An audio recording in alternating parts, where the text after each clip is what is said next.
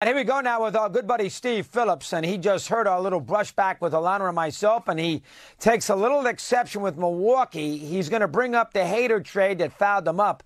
The problem with that argument is that Hader was awful for San Diego, so it wouldn't have really made any difference with the Brewers. He got better in the postseason, but the Brewers didn't get there anyway, so he thinks the Brewers are still okay. Let's start there. Go ahead. Oh, yeah, I look at the Brewers. I think they're going to pitch more quality innings in that division than just about any other team. And, they've got the horses at the front of the rotation. They've got Devin Williams at the back of it. Jesse Winker coming in looking for a bounce-back season. They need Yelich to be Yelich again. Yelich just turned into Joe Mauer. Right, Yelich had the big offensive season, got the big contract, and then the power went away. He's turned into Joe Mauer a little bit. They need to get him going. But when you have Corbin Burns and Brandon Woodruff in the front of the rotation and Freddie Peralta, you've got 1, 2, 3. They've got Eric Lauer and Adrian Hauser. They're 5 deep in the rotation. They're better pitching than anybody else in the division, and it's a winnable division. The Cardinals are the other good team in that division. The Cubs are going to be better, but I think Milwaukee's going to be better than you think. And I think like the Contreras kid they got from Atlanta can really swing the bat. Rowdy Tellez came into his own last year. And so I think that you're discounting the Milwaukee Brewers because they have pitching that other teams don't. Yeah, it's fair. I mean, they have an upside, but it's the same old team. They did lose 2 components. But I understand you want to put Milwaukee in a different level. I get your idea there. I disagree with you, but I understand your theory. All right, how about Correa? You swore to everybody who wanted to listen that there was no way the Mets were not going to get this deal done, and it didn't work out. How surprised were you by that? And Minnesota got him landed in their lap with only $200 million guarantee money to him. Talk about that. Go ahead.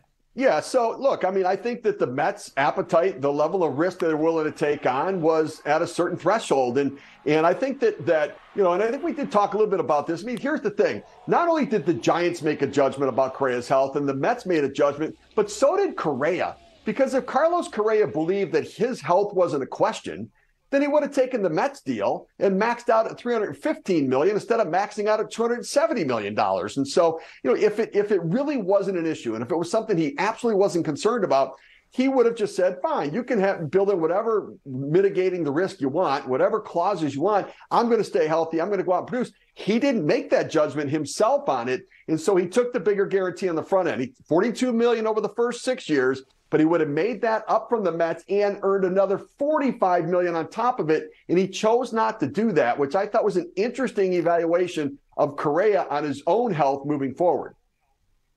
Yeah, fair. I think there is some truth to that. How much do you think it does help the Twins, though, is to say, he's not as good as people think he is. He's great in the short scenarios, sample size, postseason, I love him. But over 162, he's only been one time a top 5 MVP candidate.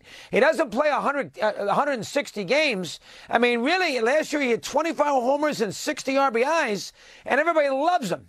How come? Well, health is a part of why the numbers have been limited a little bit, but he accumulates a significant WAR. Now, a big part of it is his defense. And we don't, as fans sometimes, we don't value the defensive part of it, the run prevention part of it. He makes plays that other shortstops don't. He's a tremendous defender. Therein lies a big part of his value. Now, his offensive production would look better if he stayed on the field more. But I'm with you. The injuries are there, which is why the contract took as long as it did. But I look at the Twins, and I think they're the third-place team in the division. They were probably going to be the third-place team with them and the third-place team without them. Now, when you think about that, you think, all right, then why am I going to invest $33 million a year for a guy? But you've got to start somewhere with the building process. I think they're a little bit short with the pitching. I don't know they have enough offense around them as well.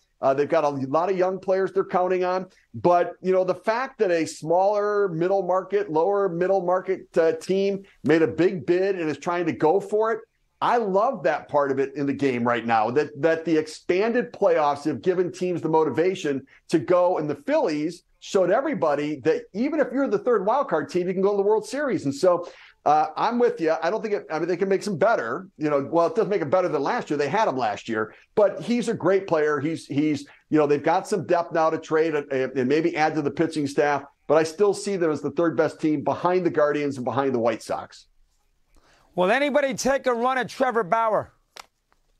I really don't think so. From all of the feelers I put out on that, I honestly don't think somebody will. Now, remember, Roberto Osuna had the situation in Toronto. He had a domestic violence charge. He ended up getting moved to the Astros in a deal and from Toronto. And so, the Astros made a decision at one point to do it. Aroldis Chapman back in the day, remember he had was going to sign a free agent deal with the Dodgers. Then it leaked out that he had an issue down in South Florida, shooting a gun into the wall of his garage. The Dodgers backed out, but the Yankees jumped in on it. So all it takes is one, and it's going to be the minimum salary. But I honestly don't think somebody's going to jump in there. And I wonder if his best chance is go to Japan, go to Korea, pitch there, get himself on track, be in a season, and then maybe things soften for him coming back over. But I think a lot of teams have said, we're going to steer clear of this one. Wow, how about that? So Bauer, despite the arbitration win, if you want to call it that, will not be able to pitch in your eyes this year. All right, what have the Dodgers, are they waiting for? They're going to spend billions on Ohtani? I mean, they have done basically nothing this offseason. They're up to something. They got something up their sleeve. Is it Ohtani at the end of the year? What exactly is it? Let me hear. Yeah, in Andrew Friedman, we trust. So we automatically think, well, what am I not seeing here? Because he's always got his team competitive. He's always got his team in the playoffs. So what am I missing with that? I keep looking at it the same way. No Cody Bellinger, no Trey Turner, no Justin Turner. And they're going to mix and match with Gavin Lux at shortstop and Max Muncy at third. They're going to go with the kid Vargas at third base. So I look at them and I just don't see the offensive production. I think they need another bat. J.D. Martinez is going to DH, so Muncy's going to have to play on the field somewhere. And so they're going to have to hope Chris Taylor bounces back and has a season. They're going to have to hope that Trace Thompson can be what they hope he can be, and that maybe Josh Outman can step up and do what he did in a little spurt last year. Look, they have Will Smith, they have Mookie Betts, and they have Freddie Freeman. That's a really good start to a lineup. I think it's the length and depth of the lineup that I think is going to be a bit of a challenge. And the question is, can their pitching hold up? And will they be defensive in a way that they've been so good in the past? I don't know. It sure feels to me like the Padres are the best team in the division. Did the Cubs make a good deal getting Swanson for $177 million?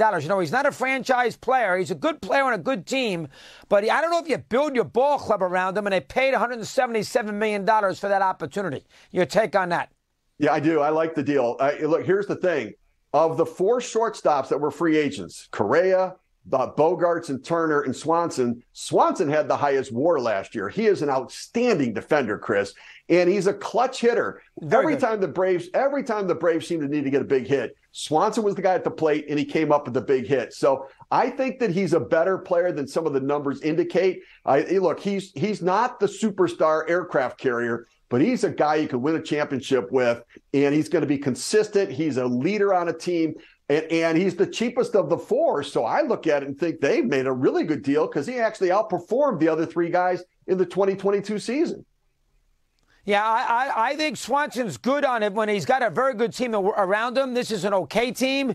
And I think all these numbers that you talk about, clutch hits and all that, doesn't mean great defensive plays, doesn't mean as much on an average team. That's the reason why I bring it up. But it's a good point, a fight for another day. Good job, Stevie. We continue to chat. Thanks for a few minutes here today. Thanks. Always a pleasure. Taylor Hearn is next with Alana.